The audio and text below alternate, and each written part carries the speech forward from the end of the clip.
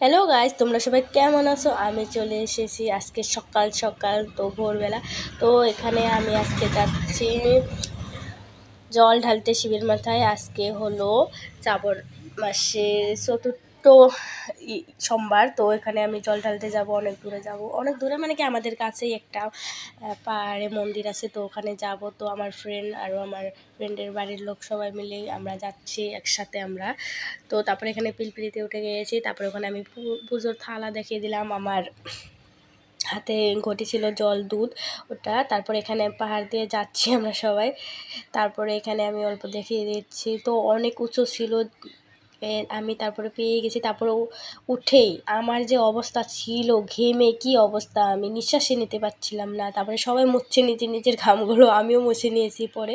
তারপরে এখানে ফাইনালি আমি পৌঁছে গিয়েছি এখানে।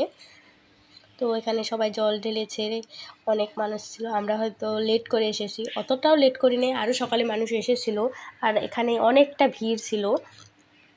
তো মানে আমরা যখন উঠছিলাম তখন মানুষ সবগুলো যাচ্ছিলো, আরও কয়েকজন যাচ্ছে, এরকম হচ্ছে। আজকে সোমবার তো সারাদিনই আসবে মানুষ এখানে।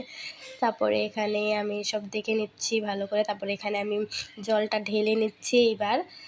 তারপরে জলটা ঢেলে নিলাম। তারপরে এখানে আমি ঘুরে ঘুরে দেখছি, সবাই দেখছে, ফটো উঠলাম। ভিউটা দেখো কি সুন্দর, কি ভালো লাগছে। তারপরে এখানে আমাদের জল টল ঢালার পরে আমরা নেমে গিয়েছি। তারপরে এখানে লাস্টে এটা হলো গেট, পার্বতী পাহাড় এটা। তো তারপরে সবাই জানে পার্বতী পাহাড় এখানকার। তারপরে এখানে আমরা ঘরে চলে যাচ্ছি। তারপরে বোনুর খিদে পেয়ে গেছিলো, তো চিপস নিয়ে নিয়েছে, আর আমার গরম লেগেছিলো, তো স্প্রাইটের বোতল নিয়েছিলাম।